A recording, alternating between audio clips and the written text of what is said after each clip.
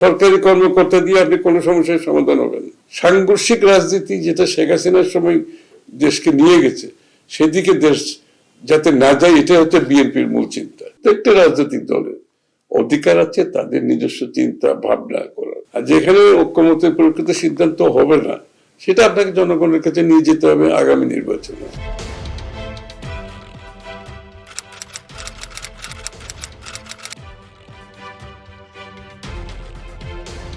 এই 16 বছর ধরে মানুষের ত্যাগ স্বীকার করে শুধুমাত্র আমরা বাংলাদেশের মানুষের জনগণের মালিকানা ফিরিয়ে দিয়ে বাংলাদেশে একটি গণতান্ত্রিক অর্ডার ফিরিয়ে আনার জন্য আমরা সবাই মিলে যুদ্ধ করেছি এখানে, এবং তার মূল উদ্দেশ্য ছিল যে বাংলাদেশে একটি গণতান্ত্রিক পরিবেশ সৃষ্টি হবে, প্রত্যেকটি মানুষ তার স্বাধীনভাবে তার কথা বলতে পারবে, তার দল গঠন করতে পারবে, তার দলের চিন্তা ভাবনা জনগণের কাছে নিয়ে যেতে পারবে, এবং জনগণ সিদ্ধান্ত দিয়ে একটি নির্বাচিত সরকার হবে, নির্বাচিত সংসদ হবে, যারা জনগণের কাছে দায়বদ্ধ থাকবে। মূল স্পিরিটটা তো, এবং মূলত দিনের শেষে মালিকানা জনগণের হাতে ফিরিয়ে দিতে হবে, তারাই সিদ্ধান্ত দেবে আগামী দিনের সবসময়ের জন্য।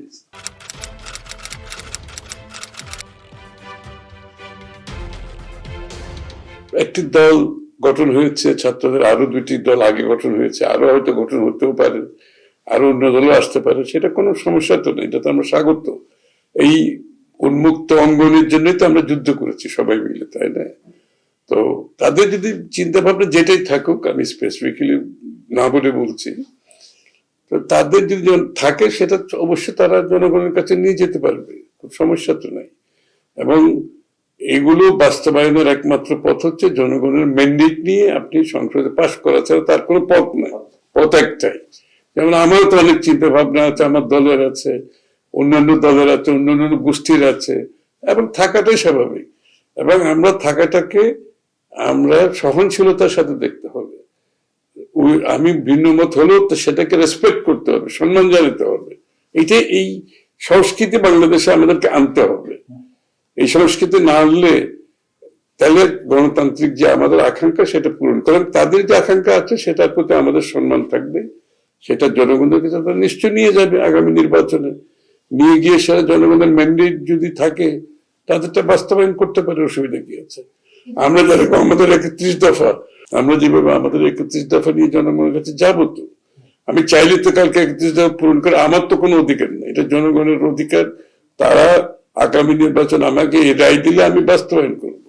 সুতরাং তারা বলে না, প্রত্যেকটা রাজনৈতিক দলের অধিকার আছে তাদের নিজস্ব চিন্তা ভাবনা করার, এটা নিয়ে তাদের জনগণের কাছে যেতে হবে, জনগণের রায় নিয়ে বাস্তবায়ন করতে হবে সংসদে।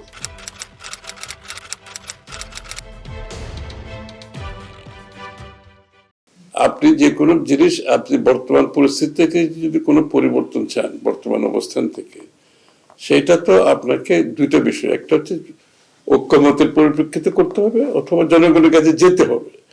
যেখানে ঐক্যমতের পরিপ্রেক্ষিতে সিদ্ধান্ত হবে সেখানে তো সমস্যা নাই, আর যেখানে ঐক্যমতের পরিপ্রেক্ষিতে সিদ্ধান্ত হবে না, সেটা আপনাকে জনগণের কাছে নিয়ে যেতে হবে আগামী নির্বাচনে। এর বাইরে তো আর কোনো পথ নাই। যেটি গণতন্ত্রে আমরা বিশ্বাস করে থাকি, এইটাই তো গণতন্ত্রের পথ, আর তো কোনো পথ। আর আমি আবারও বলছি, গণতান্ত্রিক সংস্কৃতিতে ভিন্ন মত থাকবে, সম্মানের সাথে আমরা দ্বিমত পোষণ করব, কিন্তু সাংঘর্ষিক রাজনীতি যেটা শেখ হাসিনার সময় দেশকে নিয়ে গেছে, সেদিকে দেশ যাতে না যায়, এটা হচ্ছে বিএনপির মূল চিন্তা। আমরা একে অপরের মতের প্রতি সহিষ্ণুতা থাকতে হবে, সহনশীলতা থাকতে হবে, সম্মানও থাকতে হবে, দ্বিমত পোষণ করেও জনগণের উপর আস্থাও থাকতে হবে, জনগণের মতামতকে সম্মান রেখে আমাদের গণতান্ত্রিক প্রক্রিয়া চালাতে হবে। অন্য কোনো মন মানসিকতা থেকে গণতন্ত্র উত্তরণ করা যাবে না।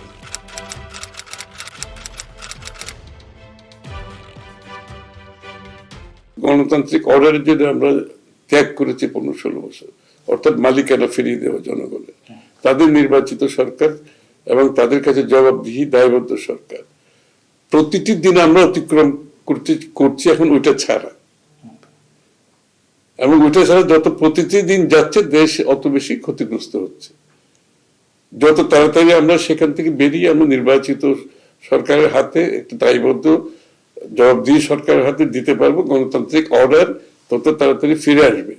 সমস্যাগুলো একটি নির্বাচিত একটি সমর্থন, জনগণের সমর্থন পুষ্ট একটি সরকার, যেই সরকারের পলিটিক্যাল মাইট থাকবে, মোবিলাইজেশন ক্যাপাসিটি থাকবে, সমর্থন থাকবে, এই সমর্থনের মাধ্যমে তারা যে সমস্যার সমাধান করতে পারবে, এটা ব্যতীত এই সমস্যার সমাধানের কোনো পথ নাই।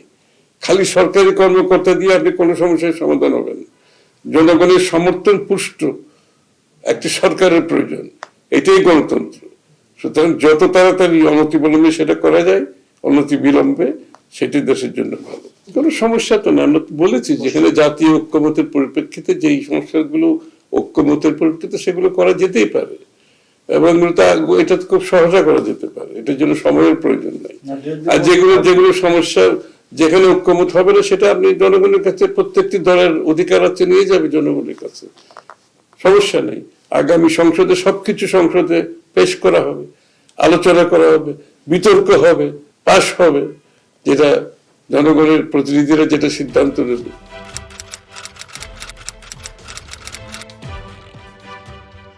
অন্তর্বর্তীকালীন সরকার বিষয়টা হচ্ছে, এটা মনে রাখতে হবে।